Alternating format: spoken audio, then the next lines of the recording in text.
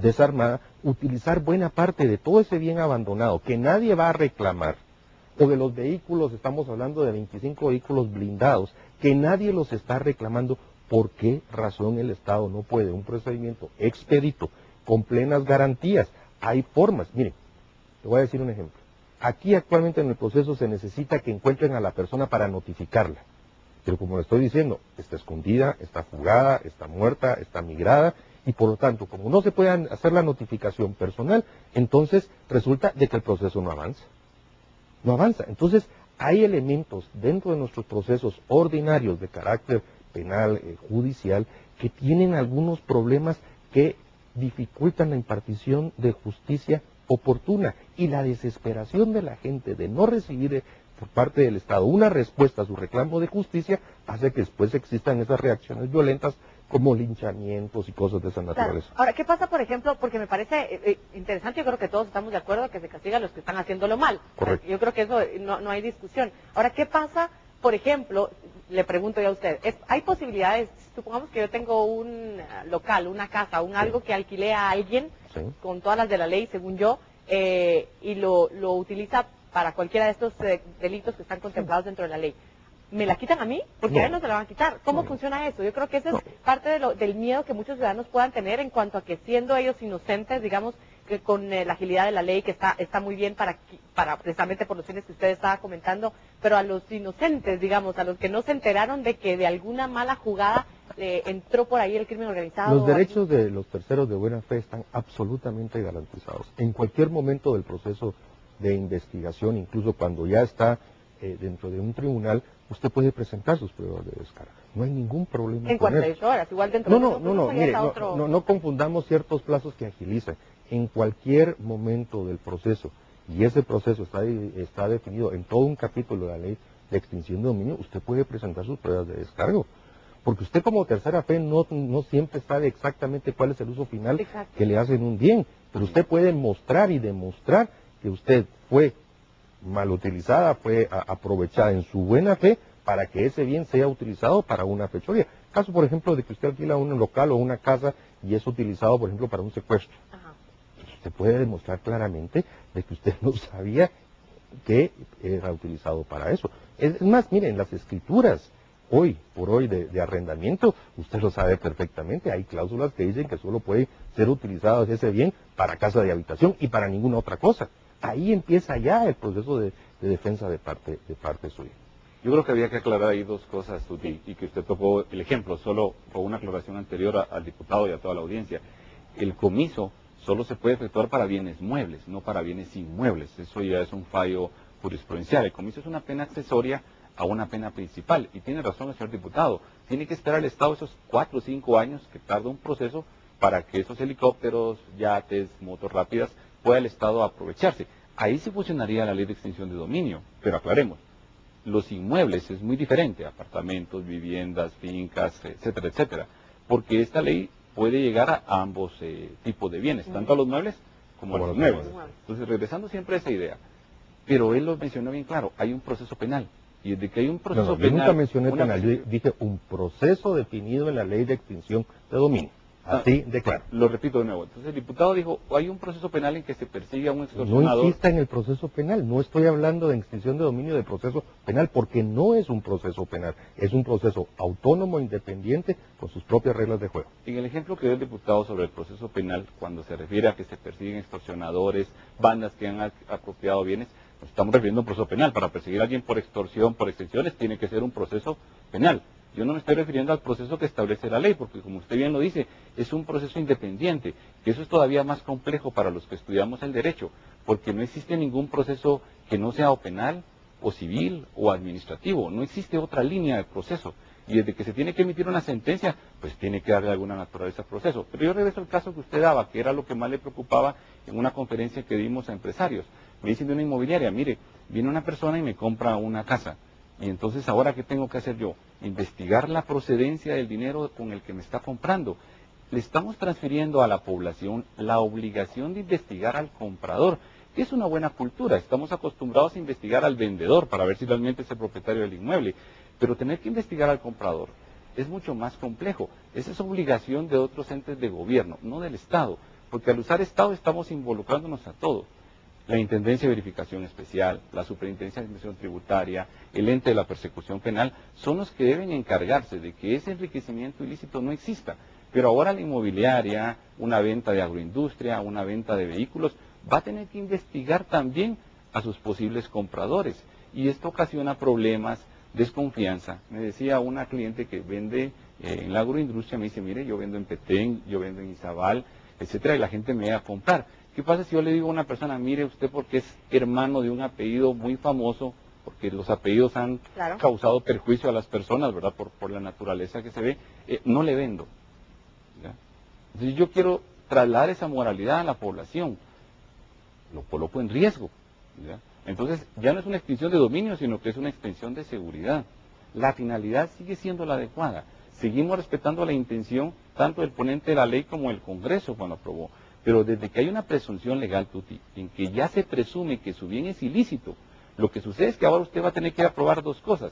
Va a tener que probar que es el legítimo propietario, lo que haría con una certificación de registro de la propiedad, y va a tener que probar que usted adquirió ese bien con cheques, transferencias, con un conjunto de insumos que la persona no ha guardado, no ha establecido. No le podemos trasladar esa obligación. Lo delicado es que se presume, el artículo es bien claro, se presume que el bien es ilícito.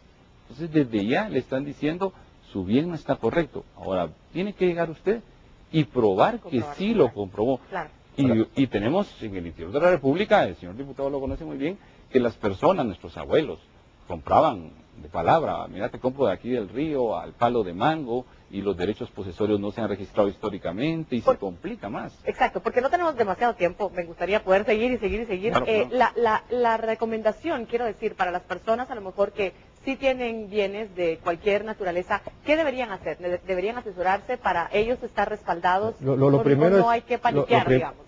No hay que paniquear. Yo creo que estos argumentos que infunden miedo y temor y que el Estado o los centros de investigación van a ir detrás de los bienes de las personas, eso es falso. Y creo que lo único que busca es generar una situación de pánico. Y le voy a aclarar aquí al licenciado. Miren, me extraña que usted no conozca la ley de lavado de dinero de otros activos.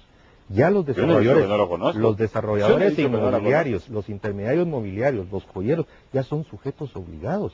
Extinción de dominio no hizo absolutamente nada porque eso ya está vigente desde el año 2001. Un desarrollador inmobiliario, un intermediario inmobiliario ya tiene la obligación desde el 2001 de investigar la procedencia de los recursos con que alguien le compra un bien. Así que no me venga a decir que es porque extinción de dominio hoy se está aplicando eso nuevo. Desde el 2001 la ley de lavado de dinero u otros activos creó la figura del sujeto obligado y los desarrolladores intermediarios mobiliarios son sujetos. No, pero en su exposición usted generó un pero entonces, no, ahora, yo vengo a decir aquí el tema, nos traslada a nosotros la responsabilidad. Y entonces, pero eso ya está desde el 2001. No. El desarrollador es una obligación que tiene que ser del gobierno, no de las personas. Claro, las personas están empezando a colaborar, las inmobiliarias, las aseguradoras, todo el mundo está colaborando, pidiendo sus formularios de declaración, todo el mundo está tratando de hacer las cosas bien. El problema es de que ellos sí cuentan con los recursos para hacerlo. Tienen que invertir en quienes los asesore, en dónde nos incluimos nosotros. Y claro que conocemos la ley de lavado, nosotros la dictamos académicamente para nuestros estudiantes. Tenemos el conocimiento de la misma. Lo que yo le quiero decir es de que no podemos trasladarle al que compra la joya, al que viene a comprar el inmueble, esa obligación. Hay puntos definitivamente que podríamos seguir discutiendo, como bien lo decía, la ley ya está en vigencia, entró en vigencia hace unos días, fue el 29 de junio específicamente, se está terminando de arreglar ciertos detalles, como bien nos les ponía el diputado Rayo, sobre quién será el ente que lo dirija, que lo fiscalice, etcétera.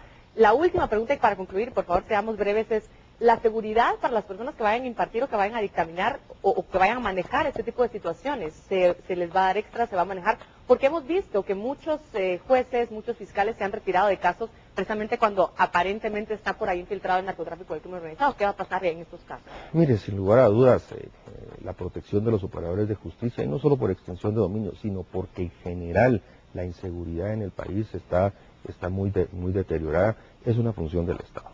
Y evidentemente el organismo judicial, el Ministerio Público, el Ministerio de Gobernación tendrán que hacer sus esfuerzos adicionales. Pero no solo por extensión de dominio, le insisto, el Estado tiene un deber constitucional de garantizarle la vida y la seguridad a la gente.